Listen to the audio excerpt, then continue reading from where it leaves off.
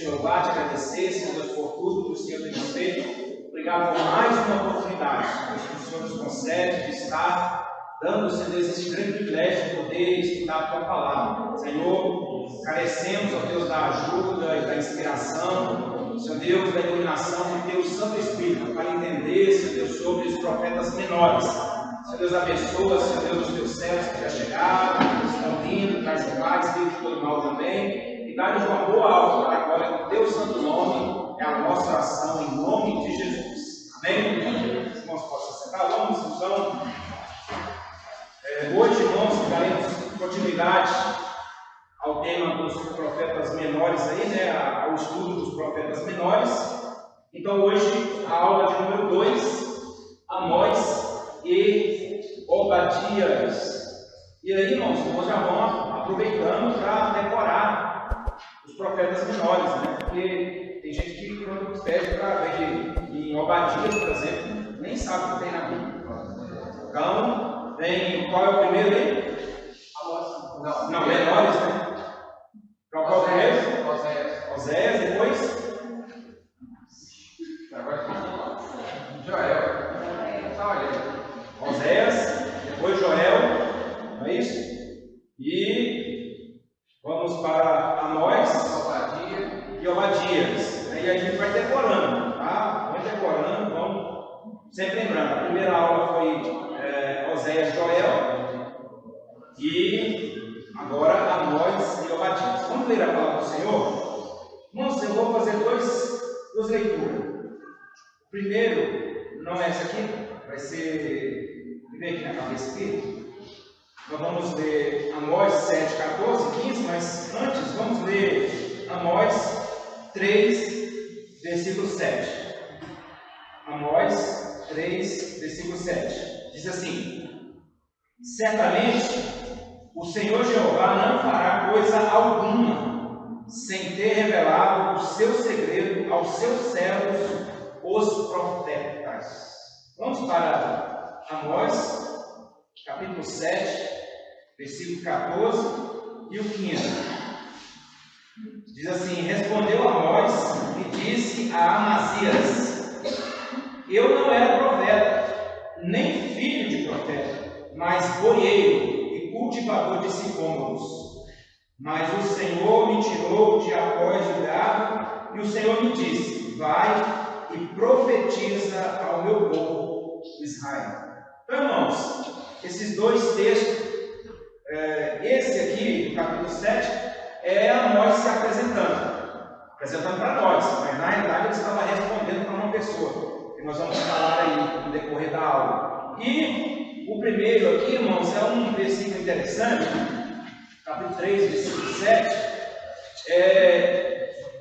Amós dizendo ali, através de Deus, falando assim, olha, que certamente Deus, ele não fará alguma coisa sem ter revelado o seu segredo aos seus servos, os profetas. Então, irmãos, a gente tem que ter cuidado com esse versículo aqui, porque a gente pega esse versículo e pensa que tudo Deus vai revelar, por causa desse versículo aqui. Então, a gente tem que ter cuidado para não ler sem entender o contexto. É aquilo que eu sempre digo para os irmãos. Cuidado quando você lê, você prestar atenção no contexto da palavra de Deus. Por que Deus falou isso aí? Nós vamos entender no decorrer da nossa aula. A visão panorâmica do módulo, irmãos, nós já estudamos então a lição de número 1, os profetas menores, Oséias e Joel. Lição de número 2, Amós e Obadias. Então, nós teremos aí na próxima aula os profetas menores, Jonas, Miqueias e Naum. Lição 4, os profetas menores, Abacuque, Sofonias e Ageu. E encerraremos com a lição de número 5, Zacarias e Malaquias. Tá? Então, isso aí é o cronograma das nossas aulas. E antes de iniciar, irmãos, ou melhor dizendo aqui, na introdução da nossa aula aqui, ele traz algumas coisas interessantes, irmãos. Eu não vou ler essa introdução. Mais uma vez, eu peço aos irmãos, leiam a lição. Irmãos, você tem uma semana para ler essa lição. E os irmãos aqui, não fique preocupado. Eu quero o meu comprovante de que eu fiz um curso de teologia. Não pensa isso em primeiro lugar, não. Pensa em aprender em primeiro lugar. É para isso que você está aqui. Aprender alguma coisa. E os irmãos sabem muito bem que em 1h30, 1h20, às vezes 1 hora, não tem como a gente falar tudo. Então, mais uma vez, leia a lição. Anota alguma coisa. Tem dúvida, irmão? Se não tiver como a gente sanar aqui, coloca no grupo. Coloca no grupo. Os irmãos que mais participam ali, irmãos, eu vou falar aqui. É a irmã Eloá, né? Ela não participa muitas vezes no grupo ali, mas ela manda no meu privado perguntas acerca da Bíblia, acerca muitas vezes de alguma coisa que foi falada aqui. A Fernanda também. Elas perguntam, são as duas que perguntam. Parece que aprendeu tudo mesmo. Eu estou feliz com os irmãos. Não tem dúvida nenhuma. Por isso estão tirando tudo nota boa. Irmãos, o grupo é para a gente conversar também. Esses dias atrás foi levantado na nossa igreja com uma questão da aula, e foi bom que a gente sanou as dúvidas ali no grupo mesmo. Então, o grupo é para isso, irmãos. Então, uma coisa que ele fala interessante aqui, irmãos, é que no livro de Oséias e de Joel, os capítulos eles são grandes. Nesses dois livros aqui, ele fala uma coisa interessante aqui, não subestime, irmão. Não subestime esses livros, por eles terem capítulos menores. Tá? Não subestime. Nós temos aqui, irmãos, lições maravilhosas no livro de Amós. Tá? Uma coisa é não subestimar, outra coisa aqui, irmãos, ele fala aqui sobre a sugestão de como que você deve ler uma lição dessa aqui. A primeira coisa, irmãos, é você pegar quem vai dar aula para a escola dominical, daqui a alguns dias vão levantar professores aqui da escola dominical. Você pega a lição, leia ela de uma vez, sem se preocupar. Leia ela só para você entrar dentro do tema, entrar dentro da situação. Não se preocupa em marcar isso, marcar aquilo, não. Leia a lição. Depois disso, aí você leia ela a segunda vez, aí sim, você já vai começando a marcar algumas coisinhas. Na terceira vez que você lê, aí sim, você vai circular as palavras que você achou mais difícil ali, o contexto geográfico, por que estava sendo falado e por aí vai. Então ele fala aqui nessa lição, irmão, é claro, eu tenho certeza absoluta que são poucas as pessoas que fazem isso aí, mas ele fala para ler pelo menos 5 vezes a lição que você vai ministrar, para você ficar dentro do tema mesmo, tá? Então é só uma sugestão aí que ele dá nisso. E aí, irmãos, também, para um melhor entendimento desses dois profetas aqui, a gente tem que fazer uma ligação de Amós com Uzias. Amós, irmãos, ele está ligado com o rei Uzias, tá? O rei de Judá. E também Amós está ligado com Jeroboão II, que é o profeta do norte. Preste atenção, Jeroboão II não é o Jeroboão. O Jeroboão I, a Bíblia não fala Jeroboão I, Jeroboão II não. Mas a gente coloca assim, 1 e 2, porque existiram 2 Jeroboões. Né? O primeiro, que foi carne a corda mesmo, foi terrível e ele colocou lá um bezerro lá em Dan e o outro em Betel, para que quem fosse aqui, foi na divisão do reino, as pessoas aqui do reino do norte não descesse para Jerusalém para cultuar. Então ele falou, olha, vocês não precisam ir para Jerusalém, vocês já vão ter deuses aqui, um deus em Betel, aqui embaixo e um outro então. Então, ele, entre aspas, ele uniu o útil ao agradável para o idólatra, tá? Então, esse é o Jeroboão 2. Esse Jeroboão aqui não é o primeiro. Esse também, irmãos, apesar de ter um reinado próspero, ele foi um rei muito ruim também na questão de levar as pessoas a adorar outros deuses, tá? Então, isso está lá no livro de Reis, tá? As situações também, quando você lê o profeta Obadias, você tem que ter em mente também Esaú. Quem foi Esaú? Irmão de Jacó. De quem? Qual foi o povo que veio de Esaú? Os Edomitas. E esse povo, irmãos, apesar de serem parentes de Israel, eles deram muito problema para Israel, tá? E aí, Obadias, ele vai profetizar justamente para esse povo, ou contra esse povo, tá? Outra coisa interessante aqui, irmãos, Oséias, no caso Amós aqui, ele vai falar sobre um terremoto que aconteceu. Esse terremoto, irmãos, ele é citado também por outro profeta menor, que nós vamos ver aqui na lição. Mas uma coisa interessante, irmãos, isso marca um momento. Nós vamos ver aqui que Flávio José, ele conta uma coisa que aconteceu no dia em que aconteceu um grande terremoto, e ele dá uma data para essa ocasião. Então, basicamente é isso que a gente precisa se ater. Vamos aí, irmãos, então, para Amós. Eu coloquei essa gravura aí, porque mostra o que ele era.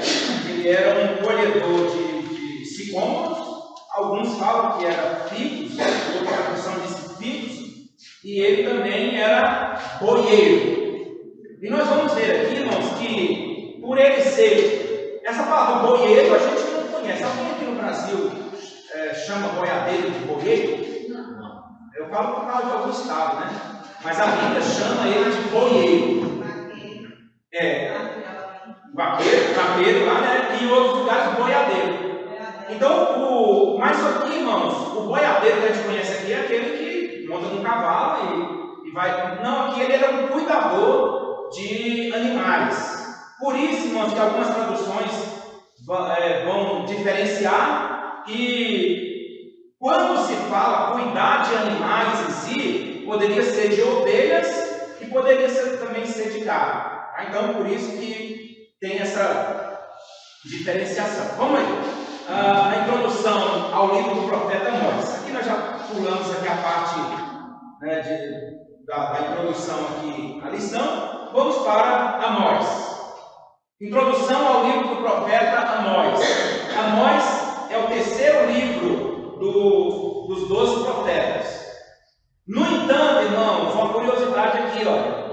Amós, ele pode ser o primeiro profeta, escritor, o primeiro. Então, se fosse por cronologia de escrita, possivelmente, Amós, ele é o primeiro. Alguns colocam Joel, mas muita gente crê que Amós tenha sido o primeiro profeta escritor que tenha um livro. Tá? Aí alguém vai dizer, mas e Elias? Nós estamos falando dos profetas literários, profetas que têm livros escritos e levam o seu nome. Então, uma coisa interessante é que sempre é dito, a Bíblia, irmãos, ela não está escrita e colocada, os livros da Bíblia não estão em forma cronológica, estão em forma lógica. Tá? Então eles foram colocados ali numa questão de lógica.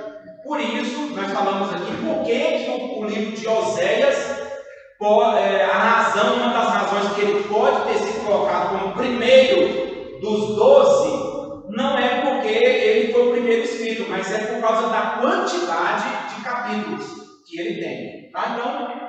Então, possivelmente, irmãos, Amós, ele é o primeiro dos profetas escritores. Tá? E os comentaristas afirmam que ele é contemporâneo de Oséias e Miqueias. E também, irmãos, como foi citado aqui, ele também, possivelmente, ele é contemporâneo de Isaías. De Isaías. Por quê? Porque vai citar Uzias. E Uzias foi na época de Isaías. O nome Amós significa o quê? Carregador de fardos. Ô irmão, olha que coisa interessante, né? É igual, com todo respeito, né? Mas não sei se tem alguém aqui. É Maria das Dores. E aí, como é que coloca o nome de uma mulher de Maria das Dores? Mas talvez seja em respeito a tantas Marias que tem por aí, né? Mas não, já é tanta dor que as pessoas sentem, ainda coloca o nome de Maria das Dores. Ainda bem que Deus não olha para isso, né, irmãos? Pode ter o nome que for aí, Deus transforma, Deus dá um jeito aí. Então, o que significa carregador de fardos? Amós, irmãos, ele era pastor de ovelhas, como nós vamos ver aqui no versículo 1, que ele era pastor de ovelhas.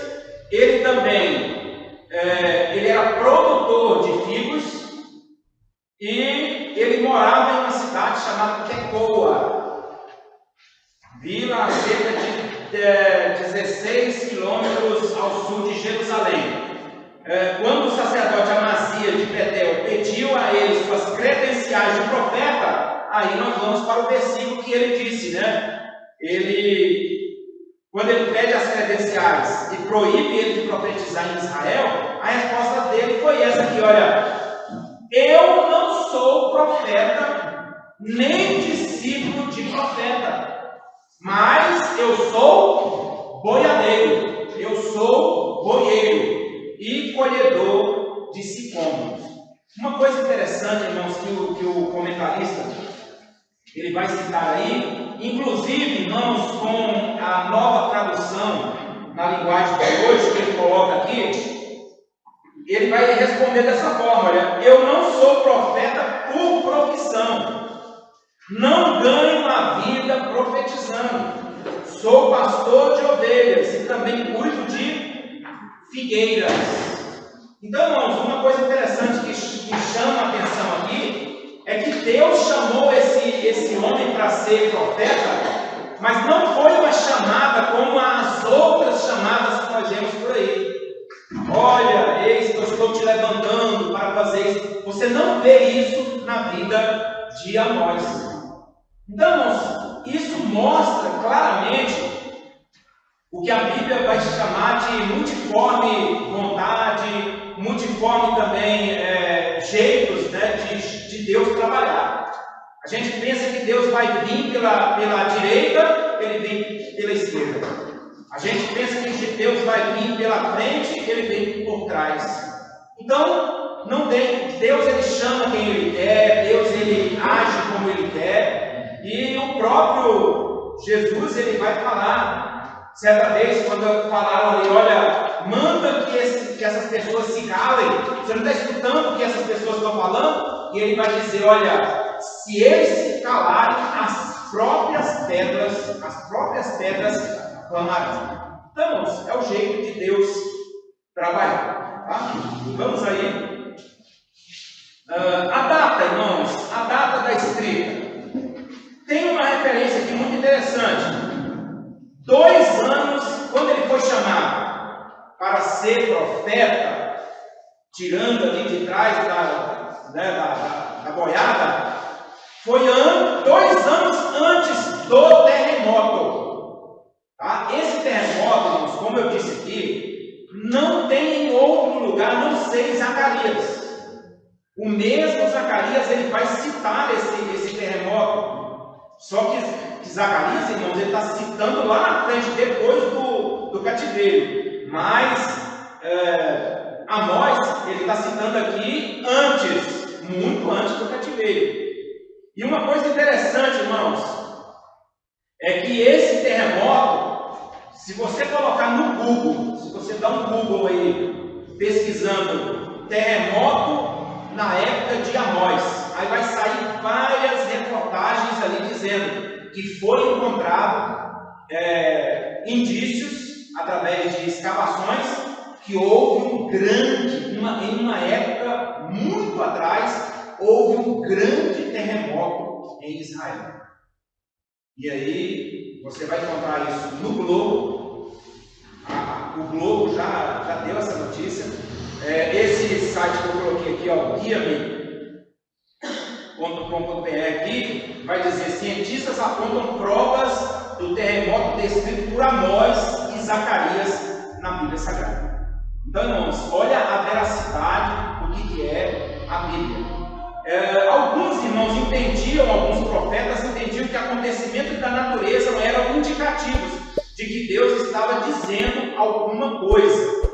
Aí lá em Zacarias, que nós vamos chegar lá para poder estudar, lá diz assim: assim como fugistes do terremoto nos dias de Uzias, rei de Judá.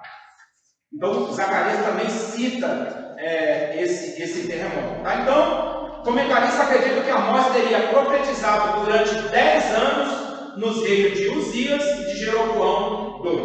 Uma coisa interessante, irmãos. Agora, uma coisa que eu fui pesquisar também, esse livro não tem em português, ele tem em espanhol, que é Antiguidades Judaicas, de Flávio José. Ainda não tem em português, mas ele vai citar que no dia, os irmãos vão lembrar da história, Uzias, irmãos, a Bíblia vai dizer que ele foi um bom rei no início.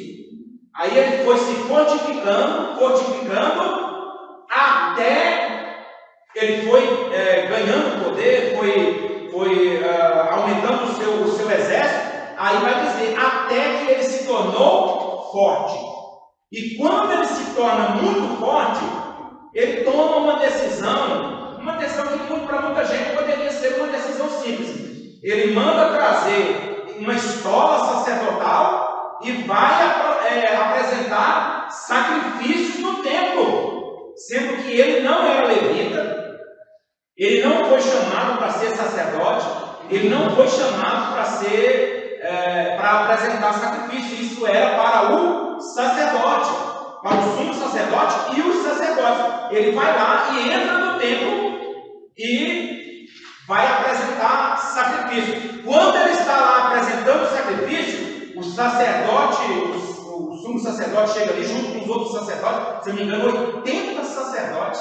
Eles chegam ali e apontam o dedo para ele e falam assim: olha, Uzias, isso não compete a você fazer. E antes que Uzias fale alguma coisa, porque ele ficou bravo, a Bíblia diz que na mesma hora apareceu a lepra na testa dele. E ele ficou leproso. E quando o sacerdote vê que apareceu, ele tira Uzias para fora do templo rapidamente e leva para um local isolado, onde ele fica leproso até morrer.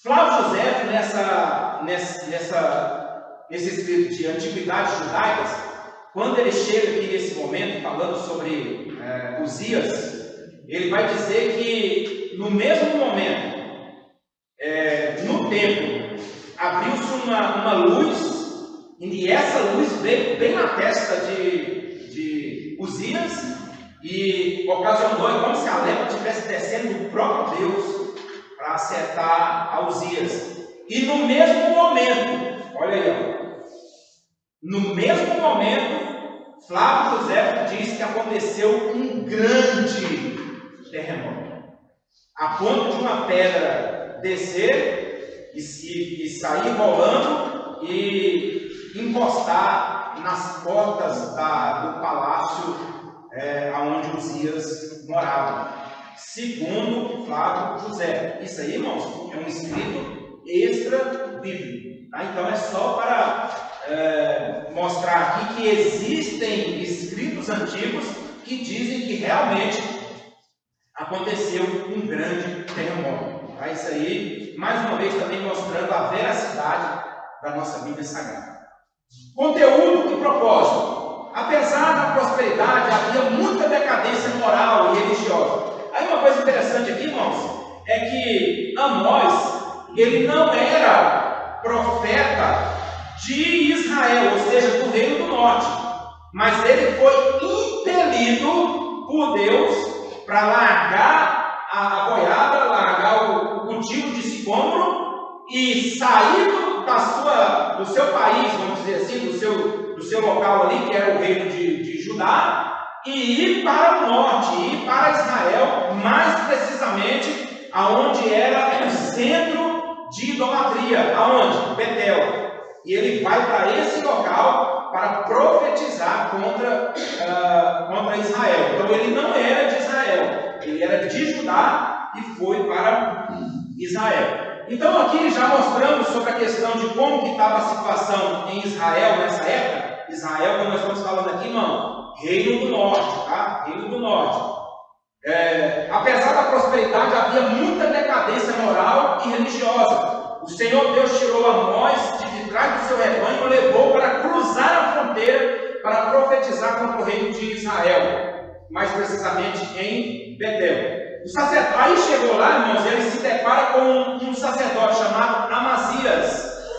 E esse Amazias, ele corre para Jeroboão 2, que nós falamos aqui, de que Amós estava desestabilizando o seu reino.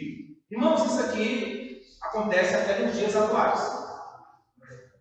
Quando se levanta alguém para denunciar pecado, ele é tido como alguém que está desestabilizando. Olha aí, está desestabilizando. Volto a dizer que, desde que seja Deus mesmo ordenando, eu estou falando de uma pessoa de Deus, tá? Agora, eu sempre vou dizer isso aqui, para você apontar o dedo, cuidado para não ter 3 dedos apontando para você. Os sacerdotes, os profetas aqui, irmãos, eles eram gabaritados por Deus para poder profetizar.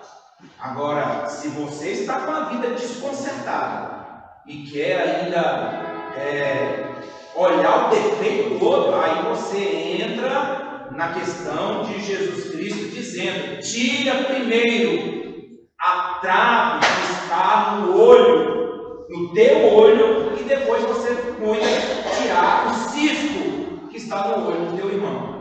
Então, irmãos, aqui ele já teve essa oposição, e aí diz a nossa revista aí, o nosso livro: Amós advertiu a nação de Israel da prática da injustiça social, porque o povo, ao mesmo tempo que oferecia a Deus sacrifícios e oferendas, maltratava os pobres e subjugava impiedosamente os escravos. Qualquer semelhança com os dias atuais, em muitos lugares, irmãos, não é mera coincidência. Tá? Existem lugares aqui, irmãos, de templos faraônicos, onde as pessoas estão passando por dificuldade. E isso, irmãos, cai dentro disso aqui também. Temos que ter muito cuidado com isso. Tá? Nessa época estava acontecendo e hoje acontece também. Então era o panorama do que Amós estava aqui e estava profetizando, era justamente essa situação aqui, tá? De injustiça social. A Bíblia vai falar sobre isso. E aí volta-se para a igreja. A igreja, ela trabalha com assistência social. É errado. Por isso que você não tem que administrar o seu dízimo. Aí você diz assim: eu vou, ao invés de entregar na igreja, eu vou entregar para um local ali. Está errado. Entrega onde deve ser entregue e deixa que a igreja ela trabalhe com isso. Ninguém, irmãos, se alguém está passando fome na igreja, aí é uma outra situação. E muitas vezes está passando fome, irmãos, porque não comunica com os santos as suas necessidades. Uma vez, eu lembro de um pastor que saiu de uma igreja e foi para um outro local, e alguns irmãos que conheciam esse pastor foi lá no pastor regional para falar que ele estava passando fome. Aí, o que aconteceu? Eu vi esse pastor regional falando. Ele falou assim, olha, que ele chamou o pastor lá no gabinete e falou assim, olha, você está passando fome? Ele falou assim, não estou passando fome não. Pois veio gente aqui dizer que o senhor está passando fome lá onde você está. Aí ele, não estou passando fome não. Ele é pedreiro e tal, eu passo por algumas dificuldades, mas dificuldade todo mundo passa. Agora, passando fome, pastor, não estou passando não. Quem veio falar isso aqui para o senhor? Então, irmãos, a Bíblia manda claramente que nós temos que comunicar as nossas necessidades com os santos. E aí, o que acontece muitas vezes de ter falatório é justamente isso. A pessoa está passando por dificuldade, ela prefere falar para os outros do que falar para o pastor. Aí, irmão. Mas isso também, eu tenho certeza que está sendo computado diante de Deus. Porque existe uma falta de verdade aí. Tá? Então, esse aqui era o panorama que Amós estava profetizando. Vamos lá. Título. Vamos então entrar aqui nos pontos. Ponto 1 aqui. Título. Amós passa a revelar em palavras o que virá, o que vira, né, em suas visões, o que ele viu em suas visões. Certamente quando cuidava do gado ou colhia figos do campo. Então, irmãos, quando ele teve essas visões aqui, ele ainda não tinha sido enviado. Ele escreve isso aqui, o que ele estava vendo. Então, certamente foi antes, quando ele ainda estava ali cuidando dos seus gados ali. Vamos aí. Introdução à mensagem de Amós. O profeta não tem dúvida de quem ele falou. No início ele está dizendo, o Senhor me disse. Não foi comeu uma feijoada aí e viu visagem, não. E foi Deus quem mostrou para ele, quem deu essas visões para ele, deu essas palavras para ele poder escrever e mandar. Essa advertência servia para lembrar o povo de Israel que não adiantava confiar em alianças contra as nações aqui mencionadas. E ele vai mencionar essas nações, porque todas essas caíram ou iriam cair, né, debaixo do juízo de Deus. Irmãos, uma coisa interessante. Vamos ler primeiro aqui. Vamos para o capítulo 1 de Amós. Você vai encontrar aqui no versículo 3, no versículo 6, no versículo 9, no versículo 11, no versículo 13, no versículo 1 do capítulo 2 e no versículo 4 do capítulo 2, você vai encontrar uma expressão repetida. E qual é essa expressão?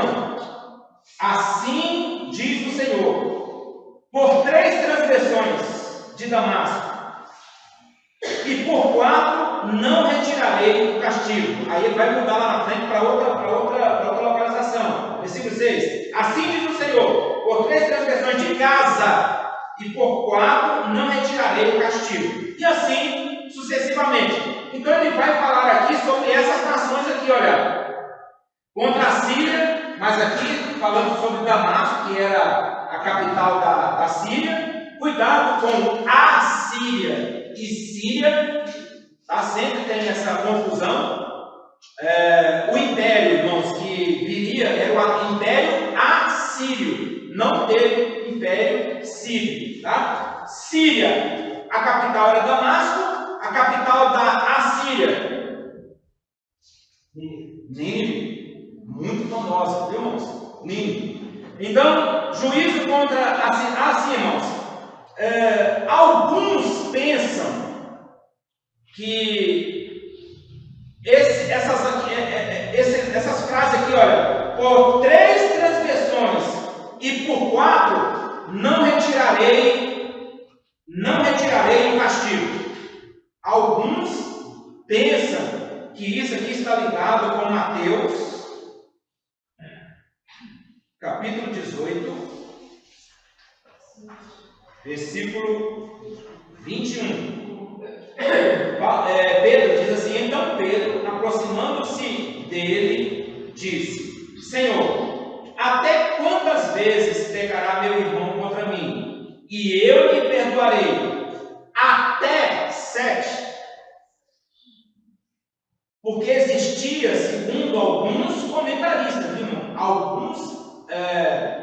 Alguns judeus criam que isso aqui estava ligado com essas palavras de Amós aqui, quando Deus estava falando. Porque essas cidades aqui, elas pecaram quantas vezes contra Deus? Se você for olhar aqui, 7 vezes. Ele vai dizer: por 3 transgressões, e por 4, 7. Não retirarei o castigo. Aí Pedro, irmãos, como um judeu, alguns pensam desse jeito aqui, tá, irmão? Não tem uma explicação, uma ligação que verdadeiramente é para isso aí. Mas alguns pensam que estava falando de quantas vezes Deus perdoaria. Até quantas vezes. Essa é a razão, segundo alguns pensam, do motivo da pergunta de Pedro.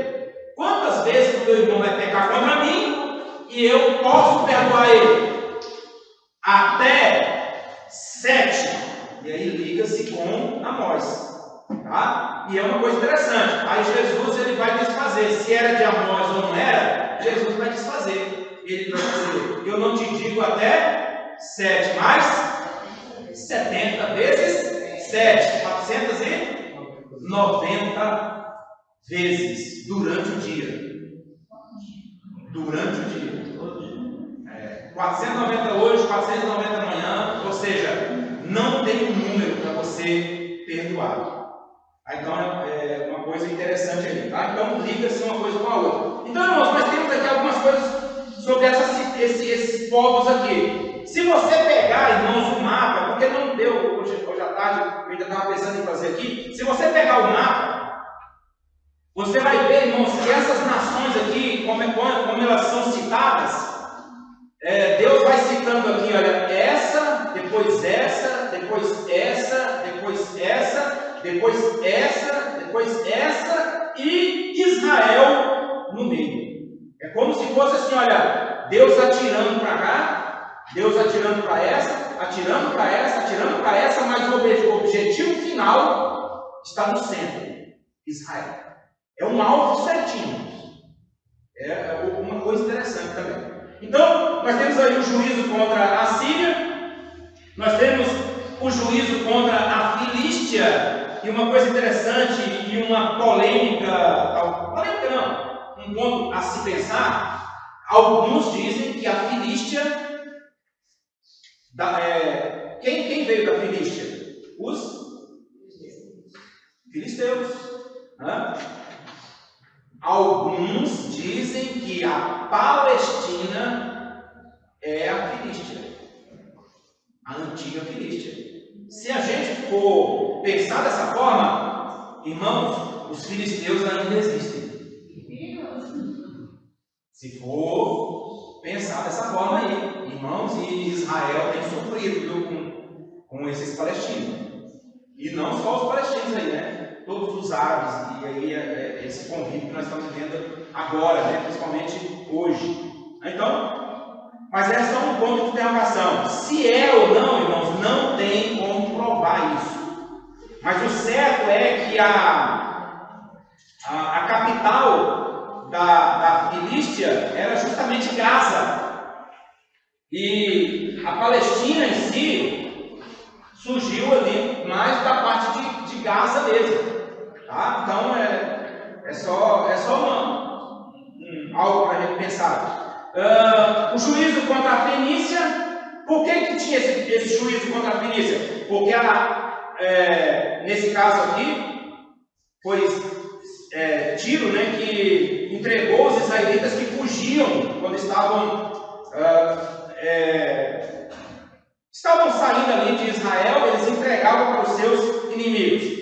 Tem o juízo contra Edom, e aí diz claramente que Deus caçaria a todos os edomitas, e é isso que vai ser falado no próximo livro. Juízo contra Amon. Os amonitas, irmãos, eles eram tão ruins, e Deus queria dar um basta na situação deles, porque o próprio Deus diz que eles fendiam as mulheres grávidas antes de matar. O juízo contra Moabe. Moabe foi muito impiedoso contra Edom, parente de Israel também. Juízo contra Judá, porque, novamente, irmãos, o juízo aqui primeiro, terminando aqui, chegando para Judá, mas tem uma razão: quebrou todos os mandamentos. Aí eu volto àquela questão que sempre a gente diz, irmãos, novamente, Israel tinha um contrato com Deus. O contrato era guardar os mandamentos e os preceitos. Eles quebraram esses mandamentos. Tá? Então Deus estava aqui e iria pedir conta lá na frente. E o juízo contra Israel. Por quê? Porque Israel estava totalmente inundado em imoralidade e pervertendo o juízo. Tá? Então, é essa a razão aqui de todos esses juízos aqui. Vamos aí. Conclusão a esses dois primeiros capítulos. Tá? Só esses dois primeiros capítulos aqui. O profeta Amós, ele é ácido e duro contra todas essas nações. As pessoas acham que nunca serão alcançados pelos atos de justiça de Deus. Mas até mesmo os obreiros precisam saber que, se não procederem corretamente, se não andarem na prática da justiça social, se viverem em pecado, o que vai acontecer? O braço de Deus vai alcançar eles de qualquer maneira. Não tem gente que pensa que está tudo bem, que pode fazer acontecer, pode aprontar o tanto que quiser, que nunca vai ter uma correção.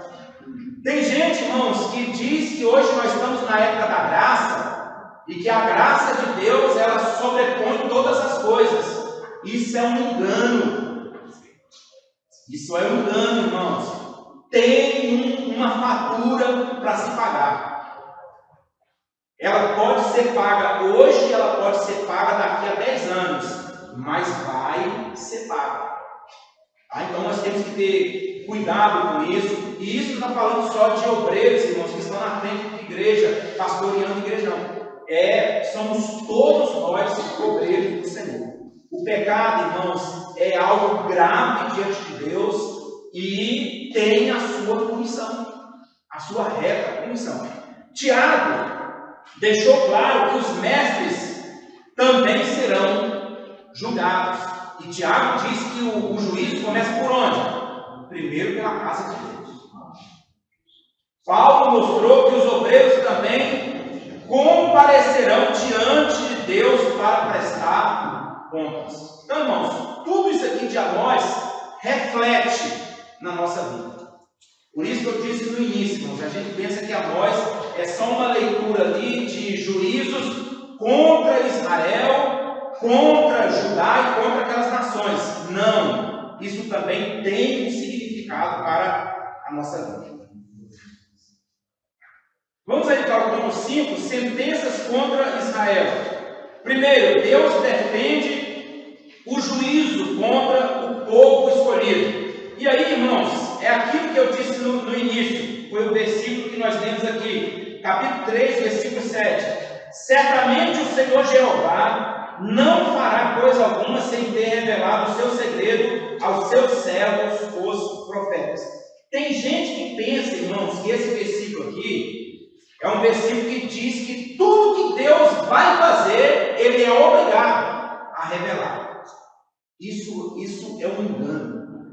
E aí, como eu disse no início, você tem que pegar o texto e ler o contexto. Se você ler aqui, Deus, Ele vai falar de muitas punições que virão, mas aqui Ele tão somente está dizendo: o que eu vou fazer contra Israel e contra essas nações, eu vou revelar para os meus servos.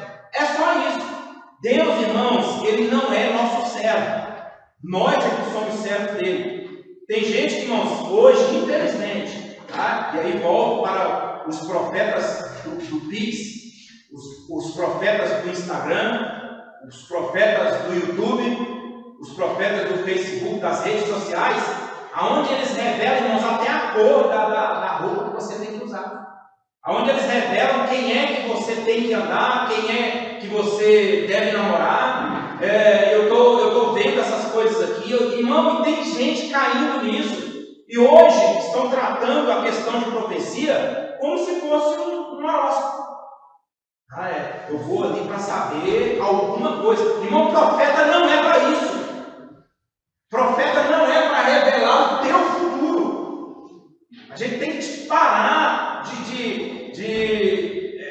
de andar por esse caminho, irmãos, ter essa concepção. E sempre, como nós estamos falando de profetas aqui, vamos ter muito cuidado sobre essa questão quando termina culto, irmãos. Fila de gente para receber profecia. Meu Deus, a melhor profecia, ela já foi pregada. A palavra de Deus. Irmão, e se não falar alguma coisa para essa pessoa, não foi de Deus, não. É muito fraco. Não falou o que eu quis. E não é, irmão. Deus não é obrigado a se sujeitar ao que você quer. Somos nós que temos que ter cuidado. Então, irmãos, esse texto aqui nós temos que ter cuidado para não levar ao pé da letra que Deus ele vai revelar tudo o que aconteceu. Quer ver um exemplo? Quer ver o Eliseu, irmãos? Quer um homem de mais intimidade com Deus do que Eliseu? E quando aquela mulher ela chega, que deixa o filho dela morto lá, que vai atrás dele, e aí ele diz assim: vai lá, Geazi, pergunta se está tudo bem com ela. E aí ela vai dizer: está tudo bem. Quando ela chega, ela se dobra diante ali e começa a chorar. E aí o Geazi vai tirar e fala assim: olha, deixa. Isso aí é a dor na alma dela. Ela está aflita e Deus não me revelou. Deus não me revelou. Então tem que ter cuidado com isso, irmãos. Não vamos entrar por esse caminho, não. Temos que ter cuidado com isso, porque muitas vezes nós banalizamos as coisas de Deus. E até tentamos colocar Deus como nosso servo. Então, é só um alerta para os irmãos. Juízo contra um povo impenitente. Aqui, irmãos, ele vai falar as vacas de Bazã, e ele vai falar essas vacas de Bazã aqui, jogando com toda certeza para os nobres ali que viviam, e dizendo assim: olha, vocês vivem no luxo, vocês vivem sempre na pompa, tendo o que comer, desprezando os outros, mas não vai adiantar, vocês vão ser levados para o cativeiro. Então, quando ele fala aqui, e aí ele vai citar aqui uma coisa interessante, irmão, sobre eles seriam levados com anzóis nos narizes. E segundo aí um comentarista, os assírios, quando eles invadiram Israel, nesse caso aqui, alguns tempos depois dessas profecias aqui, segundo o comentarista, eles levavam as pessoas e furavam o nariz da pessoa e iam fazendo assim uma fileira de pessoas com o nariz furado, amarrado na outra pessoa. E eles iam, irmãos, em charrete, eles iam em carroça, iam a pé de Israel até a Mesopotâmia, lá em cima, no Império Assírio. Eles iam a pé. E aí, irmãos, no caminho, se uma pessoa daquela caísse, rasgava o nariz, e com isso rasgava também o nariz do outro, porque ao cair levava também o nariz do outro.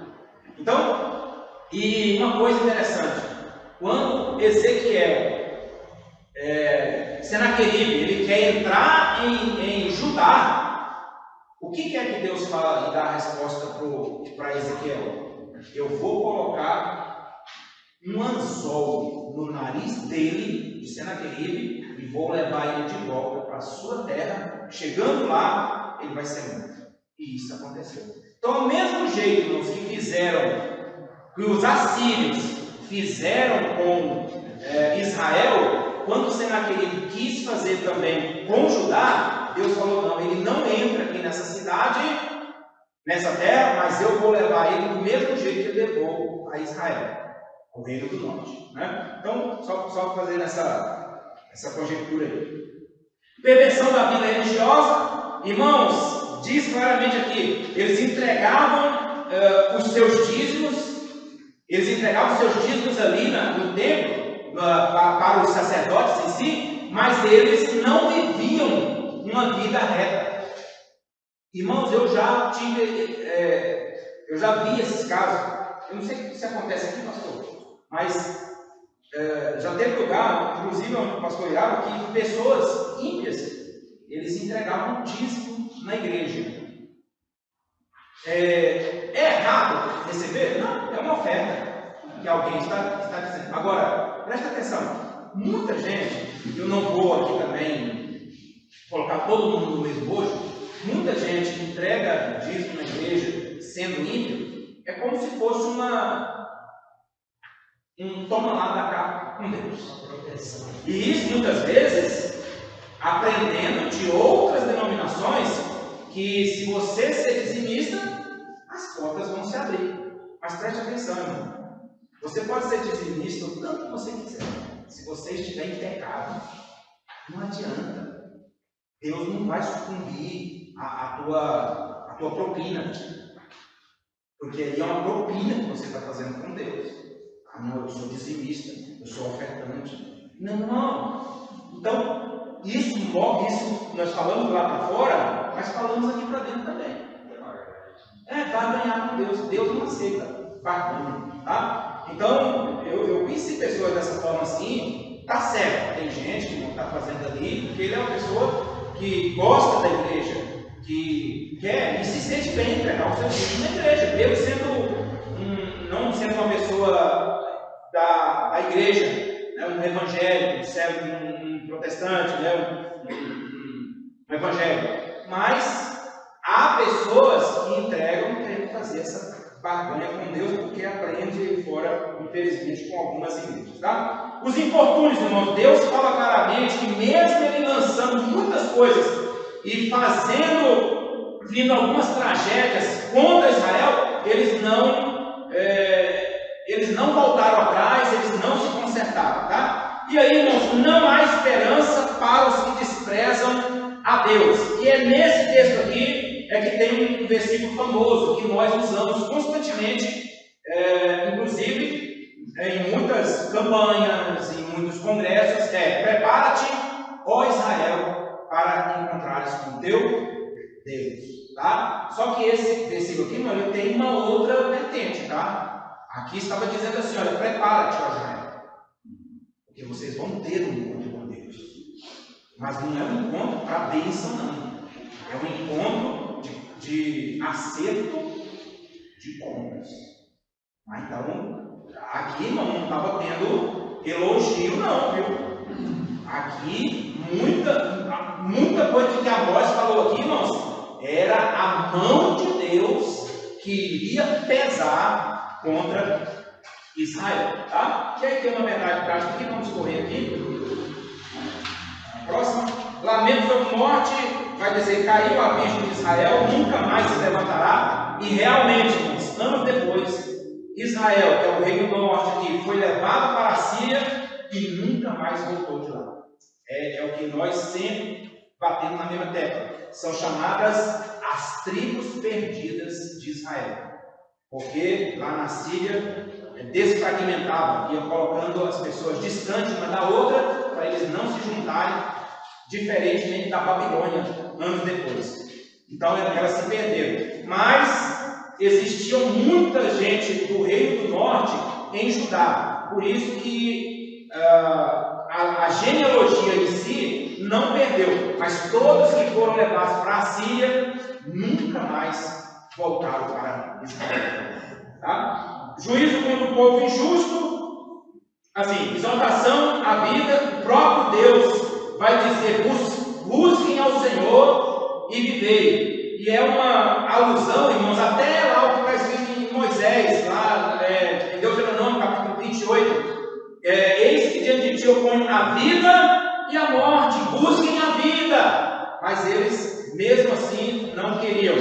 Condenação das injustiças. Amós vai denunciar aqui que eles estavam criando impostos sobre impostos. E aí foi tocado num assunto aqui, irmãos, inclusive na aula passada, né? E principalmente na pré-aula, nós tocamos ali sobre a questão dos impostos. Irmãos, imposto é uma coisa boa? Nunca foi e nunca será.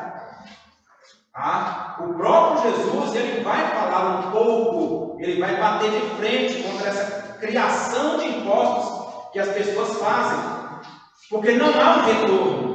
O imposto é uma coisa que você paga, mas não reverte para você. Então, irmãos, nessa época eles estavam criando impostos em cima de impostos e não tinha nada revertendo para o pobre. Qualquer semelhança com o dia de hoje não é mera coincidência. Nova exortação à vida, um convite ao arrependimento. E aí tem um texto interessante que diz: ai de vós que desejais o dia do Senhor. E eles falavam, irmãos, olha, o dia do Senhor está chegando. Aí Amós vai dizer: então, vocês devem se preocupar, porque o dia do Senhor é dia de juízo. E eu achei interessante,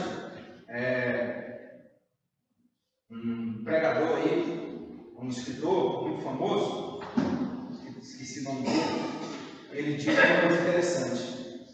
Ele diz assim: olha, você que diz só Deus pode me julgar, você não estremece com isso? Só Deus pode te julgar? Irmãos, o julgamento de Deus, ele é pior do que o mundo.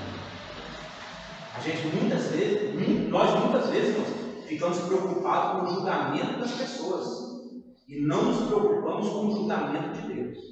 É isso aqui que é esse ponto. Eles vão dizer: olha, o dia do Senhor está chegando. E aí Amós vai dizer: ai de vós que desejais o dia do Senhor.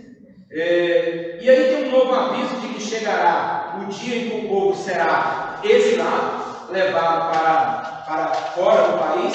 Aí nós temos os ais aqui contra a perversão da fé de Israel. Nesse texto aqui diz claramente que Deus ele se aborrecia das festas por causa da forma de viver de Israel. E aí temos as mensagens dos ais também contra a soberba de Israel. E diz aí claramente, né, que eles ali, aqueles ricos em si, eles não tinham pena da casa de José. E aí temos o destino dos impiedosos. Vamos aí, irmãos, para as visões de castigo. Aí Amós agora começa a escrever as visões que ele tem. E aí entra mais uma questão aqui, que foi a Fernanda que fez essa pergunta. Deus, ele se arrepende do que ele vai fazer. Tem o julgamento com arrependimento aqui. Então Deus se arrepende, mas só na primeira visão. A primeira visão é o que Amós tem? Ele vê Deus, irmãos, formando gafanhotos. A mesma coisa que Joel estava falando lá, Amós, ele vê Deus formando um exército. E os exércitos, irmãos, que Deus forma em si é para a destruição. Aí o que acontece aqui, irmãos? Amós, ele faz uma oração a Deus. Ele diz: Senhor Deus, perdoa, rogo-te, como subsistirá Jacó, pois ele é pequeno. Nessa primeira visão, Deus, ele também volta atrás. Então, o arrependimento aqui, que a irmã Fernanda, ela perguntou uma vez, mandou uma mensagem para mim perguntando como que Deus se arrepende. O arrependimento de Deus, mais uma vez, é voltar atrás do que iria fazer. Não é arrependimento de que bobagem que eu fiz. Deus não faz isso, tá? O profeta não é um justiceiro de Deus, ele é um ser humano cheio de misericórdia. Moisés também pediu misericórdia misericórdia a Deus para o povo de Israel. Aqui é uma resposta do questionário. Tá? O profeta não é um justiceiro de Deus, ele é um ser humano cheio de misericórdia. Moisés também pediu misericórdia a Deus para o povo de Israel. Aí ele tem a segunda visão, irmãos. A segunda visão é de um incêndio que começou a queimar os abismos e os campos, devorando também as pessoas. Nessa visão também, Deus volta atrás, certamente pela oração do profeta. Mas aí, irmãos, nós temos a visão do prumo. Quem é pedreiro aqui? Alguém trabalhou já? Pedreiro? O que é o prumo? Para que serve o prumo? Para nivelar a parede. E aí, irmãos, Deus, ele mostra para Amós um prumo junto de uma parede. E aquele prumo, não pode ter certeza absoluta, era a mão de Deus que estava segurando. E aí eu pergunto, estava desnivelado ou estava nivelado a parede de Israel? Desnivelado. E aí ele diz que a parede de Israel, ou seja, todo Israel, iria sucumbir. Aí ele tem uma visão do cesto de frutas maduras. Essas frutas, elas apodrecem. E aí ele estava dizendo justamente dos cânticos de Israel, das festas de Israel, que se transformariam em uivos, mostrando o que ia acontecer, as tragédias que iriam acontecer. Dessa vez, Deus não se compadece do povo devido aos seus muitos pecados. Esperavam apenas que as festas acabassem para continuarem a pecar. O que estava dizendo aqui, irmãos? Quando aconteciam as festas de Israel, irmão, todo mundo era santo. E aí nós trazemos para a nossa vida também. Na semana da Santa Ceia, irmão, nossa, eu não posso falar isso não, é semana da Santa Ceia. Aí, nossa, eu não posso olhar para isso não, é semana da Santa Ceia. Senhor, me perdoa, Senhor. Como se Jesus ele fosse voltar justamente na semana da Santa Ceia. Da ceia. Né? Mas, irmãos, aqui estava acontecendo a mesma coisa. E, infelizmente, não estou falando aqui do nosso meio, mas do que adianta, irmão, passar a Santa Ceia e agarrar a garganta do irmão? E não olhar para o outro. Na ceia, irmão, até troca o cálice. Olha, nós somos um, viu? Nós somos um. Quando o irmão ingere aqui que está saindo, irmão, eles não aguentam ver aquelas coisas. Está acontecendo isso aqui, ó. Eles iam para a festa e não se transformavam. Certamente tivesse um celular daquela época, irmãos, mostrava eles ajudando o pobre na época das festas. Mas quando passava, esqueciam o pobre que se dane. Isso é uma reflexão também para a nossa vida. E ele tem uma visão do Senhor em pé junto ao altar, mostrando que todas aquelas festas iriam acabar. E aí, irmãos, de Amós, o último ponto aqui, Israel será restaurado. E aqui ele vai tocar num ponto interessante. Ele vai dizer que a casa de Davi, o tabernáculo da casa de Davi, seria restaurado. Seria restaurado. Versículo 11: naquele dia tornarei a levantar a tenda de Davi que caiu, e taparei as suas aberturas. Não, é só, como a gente está falando de Amós, era o profeta então, e as visões dele são muito diferentes. Que a facilidade dele compreender também as profecias e as visões que ele estava tendo. Exatamente. O profeta em si, irmãos, ele falava daquilo que ele vivia. Daquilo que ele vivia. Dificilmente o profeta ia falar uma coisa que nem ele sabia. Mas o que ele entregava, as pessoas chegavam e ele falava: olha, ele tem experiência, é isso mesmo. Então é uma coisa interessante, o pastor falou aí, as visões voltadas para a área do campo também. Tá? Então, irmãos, aqui ele vai falar sobre esse tabernáculo da casa de Davi, a tenda da casa de Davi que estava caindo. O que significa isso? O que significa isso? Tem várias concepções, tá? concepção em relação aos gentios que passariam a fazer parte da família de Deus, e isso é citado também lá em Atos capítulo 15, aonde os discípulos eles chegam ali a um consenso de que verdadeiramente o tabernáculo de Davi seria erguido, mas agora com os gentios. Com os gentios, né? E tem também, irmãos, esse tabernáculo de Davi que caiu, poderia ser justamente a descendência de Davi que tinha desmoronado, mas seria levantado. Outros afirmam se tratar da pessoa de Jesus Cristo, tá?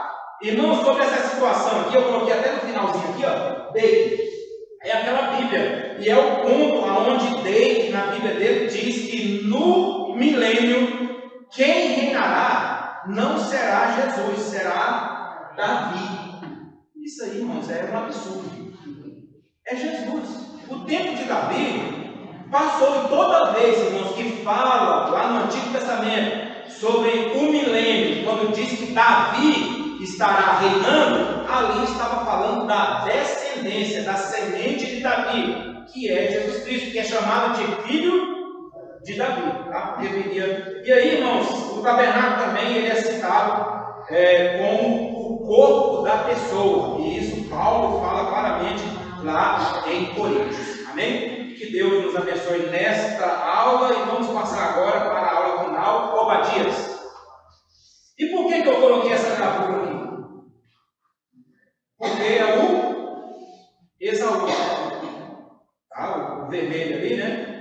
E a palavra Esaú vem de vermelho, porque ele era o cabelo dele, né? A barba dele, tudo o corpo dele era vermelho, tá? Então, vai falar muito sobre Edom, e as profecias de Obadias vai para Edom.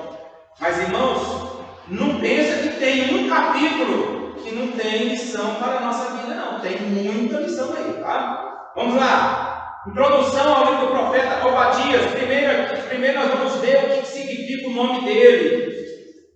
O título desse livro, nas fontes hebraicas, é Sefer Obadia. Obadia. Tá? Da onde vem a palavra Obadias, tá? O livro de Obadias. Na Vulgata Latina é chamado de profecia de Obadias. Nas versões arábicas e siríacas é chamado de profecia do profeta Obadias. O sentido do nome dele é servo ou adorador do Senhor. Então, o nome Obadias significa servo ou adorador do Senhor. Não se sabe, aqui, irmãos, é um ponto que ele não chega a um consenso. Quem foi esse Obadias? Então tem pelo menos 3 concepções aí de quem seria ele. Então a primeira concepção é que ele é aquele Obadias lá da época do rei Josafá. Alguns acham que se trata dele, que foi enviado para ensinar a lei. Aí está escrito, segundo Crônicas, capítulo 17, versículo 7, no 3º ano do seu reinado enviou ele os seus príncipes Ben-Hail, Obadias, Zacarias, Natanael e Micaías, para ensinar na cidade de Judá. Preste atenção, esse Obadias aqui não é o Obadias que escondeu as pessoas, os profetas, não, tá? É outro Obadias. Então alguns pensam que seja esse Obadias que é citado aqui na época de Josafá. Os antigos rabinos acreditam que se trata de Obadias que viveu na época do rei Acabe. Aí sim, que escondeu os profetas do Senhor de 50 em 50 numa cova e os alimentou e cuidou deles. O problema, irmãos, é o que diz, né, um rabino aí, um rabino chamado Ibn Ezra. Ele diz que não é esse Obadias, porque aquele Obadias lá, ele não era profeta, ele tão somente cuidou dos profetas. Então não teria como ele ser. E aí, irmãos, a última concepção de quem seria esse Obadias, e é a mais aceita, inclusive entre os evangélicos, é que seria o Obadias lá de Eliseu. Onde aquela mulher, esposa de um profeta, ela chega para Eliseu e fala que teu servo morreu. e deixou uma dívida.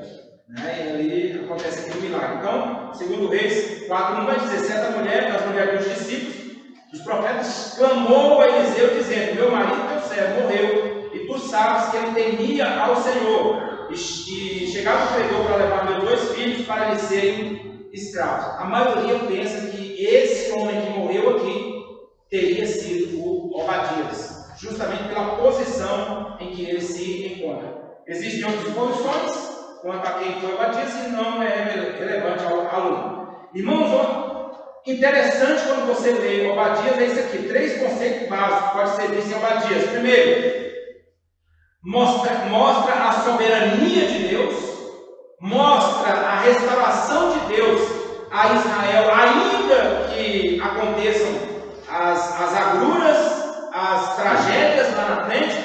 E também, irmãos, vai citar sobre o princípio da retribuição, que é a lei das semeaduras. Em Obadias nós temos a lei da semeadura. Tudo que o homem plantar, isto ele ceifará. Mas é citado de uma outra forma que nós vamos ler aqui no final. Então vamos aí para o contexto da mensagem de Obadias, a mensagem profética. Aí ele vai falar muitos para a nação de Edom, porque Edom, irmãos, vivia em constante briga com Israel. Já dentro do ventre da mãe, eles já tinham os seus entreveiros, né? O seu toma lá da casa, o seu chute. Né? O profeta denuncia Edom por se aproveitar das guerras contra Israel e desprezar seu irmão. Aí nós temos aqui algumas situações que aconteceram na época do profeta e que aconteceram depois também. Estavam ao lado dos babilônios, apoiando-os, isso vai acontecer em Ezequiel. Entraram com os babilônios na cidade de Jerusalém, aproveitando para saquear e prender os judeus. Fizeram festa e se alegraram com o destino da cidade de Jerusalém. Quando Nabucodonosor lá na frente deixou um resto de gente na cidade de Jerusalém, os edomitas aproveitaram para invadir a região e roubar o pouco que restava das colheitas. E aí, irmãos, ele entra aqui num ponto interessante. Né? Ele vai dizer aí no livro dos irmãos que ainda hoje tem muitos que agem da mesma forma quando uma pessoa cai. Ele não vê a hora para entrar no lugar daquela pessoa, ou pegar o que ela tem. E eu lembro, irmãos, lá no Cefap, eu coloquei aqui, o dedo duro no Cefap.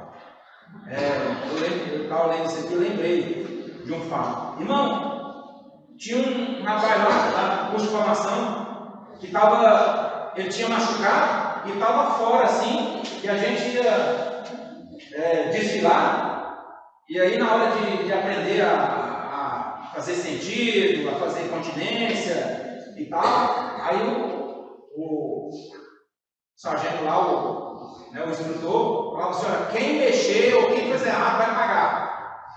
Aí eu estou de olho aqui, quem mexer aí já vai pagar 10 flexões aí, já vai pagando. Aí o cidadão lá de fora, lá machucado, aí, sargento, aquele ali mexeu. Aí eu perguntei alguma coisa para você?